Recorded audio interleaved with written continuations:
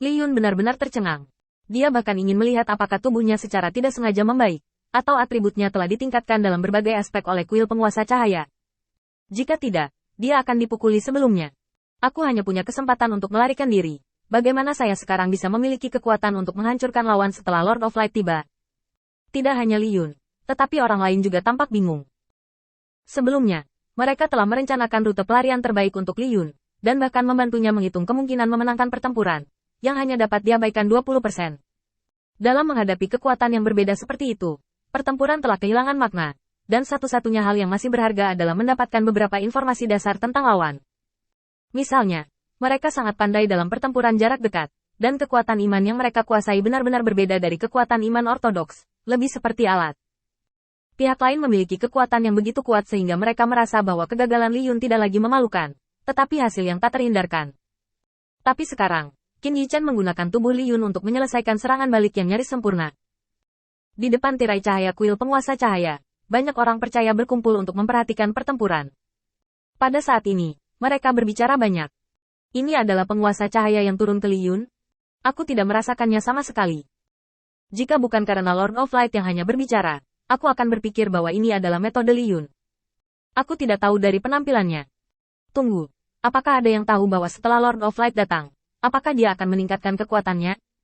Tepat ketika semua orang bingung untuk sementara waktu, Fatih berjalan perlahan dengan tangan di punggungnya. Matanya pertama menyapu kerumunan, dan akhirnya dia melihat orang-orang yang hadir. Bagaimana dengan Sai Lao dan yang lainnya? Fatih telah tenggelam dalam meneliti kristal ajaib hari ini, mengabaikan semua urusan eksternal. Mengetahui dari mulut sekelompok orang percaya tentang ujian yang dihadapi kuil penguasa cahaya hari ini, Fatih sedikit kecewa, dan dia tidak memiliki kesempatan untuk campur tangan dalam peristiwa besar seperti itu. Tapi dia tidak terburu-buru, melihat orang percaya bertanya lagi dan lagi. Fatih menjelaskan. Sebenarnya, penguasa cahaya telah melakukan hal seperti ini sebelum penguasa cahaya datang. Jadi, bagaimana aku mengatakannya? Itu seperti mengubah tubuhmu menjadi pengontrol, dan itu tidak akan meningkatkan kekuatanmu. Aku tahu kamu ingin bertanya mengapa penguasa cahaya bisa mengalahkan lawan, tapi Li Yun tidak bisa. Ini adalah pengalaman bertarung dan sarana Lord Guangzhou. Ini adalah hal-hal yang tidak dimiliki Li Yun. Setelah beberapa penjelasan, para penganut Light Lord Temple akan curiga. Lagi pula, mereka belum pernah mengalami hal seperti itu, dan mereka bahkan tidak tahu beratnya kata-kata Fatih. Bahkan banyak yang penasaran dengan apa yang dilakukan pria gendut tersebut.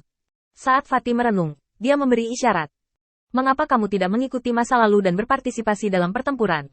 Lagi pula, tidak baik bagi Lord Light untuk kekurangan tenaga. Semua orang tidak tahu dengan siapa Fatih berbicara, tetapi mereka sama-sama bisa merasakan bahwa ada sesuatu yang tampaknya telah meninggalkan kuil cahaya, dan sepertinya tidak ada apa-apa. Tanpa menunggu Qin Yichen menyerang lagi, Li Yun membuat keributan terlebih dahulu. Tuan Cahaya, bagaimana Anda melakukannya sekarang? Aku ingin belajar ini. Qin Yichen tersenyum sedikit, melihat asap hitam di bawah, sudut mulutnya sedikit terangkat. Aku seharusnya bisa mengajarimu sekali lagi.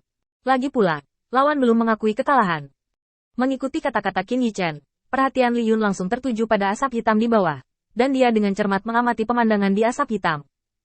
Meskipun Li Yun tidak bisa menggerakkan matanya, dia tahu bahwa apa yang dilihat Qin Yichen sama dengan apa yang dilihat oleh Qin Yichen. Dia melihat sangat berbeda. Dalam pandangan yang dikendalikan oleh Qin Yichen, garis pandang bergerak mundur dari posisi di mana asap hitam dijatuhkan oleh lawan. Setelah jarak tertentu, segumpal kecil asap perlahan naik di atas asap hitam. Hal yang tampaknya tidak penting inilah yang jatuh ke dalam garis pandang. Qin Yichen segera mengalihkan pandangannya dan melihat langsung ke bawahnya. Jawaban Qin Yichen baru saja jatuh, dan dalam asap hitam di bawah, teriakan aneh datang untuk membunuh lebih dulu, dan sosok itu menembus asap hitam dan menembak langsung ke langit.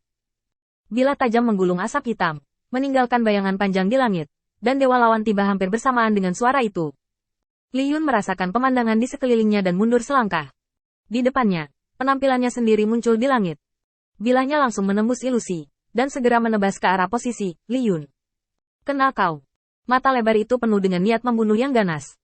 Itu seperti binatang buas tanpa emosi, menghunus pedang tajam untuk memanen nyawa orang lain. Terutama Afterimage menghadirkan ketegangan gerakannya dalam keadaan yang lebih berlebihan, memberi orang kekuatan penekan yang tak tertandingi. Dengan pendekatan yang mengancam, Li Yun pertama kali takut pada 3 poin di hatinya. Tuan Cahaya, kecil. Sebelum kata-kata itu selesai, pemandangan di sekitarnya berubah lagi. Saya melihat Li-nya mengancam dari bawah menerkam lagi, dan bilah tajam itu menghunjam ke udara lagi. Qin Yichen mengangkat tangannya tinggi-tinggi di langit dan memandang Ling di bawahnya dengan acuh tak acuh.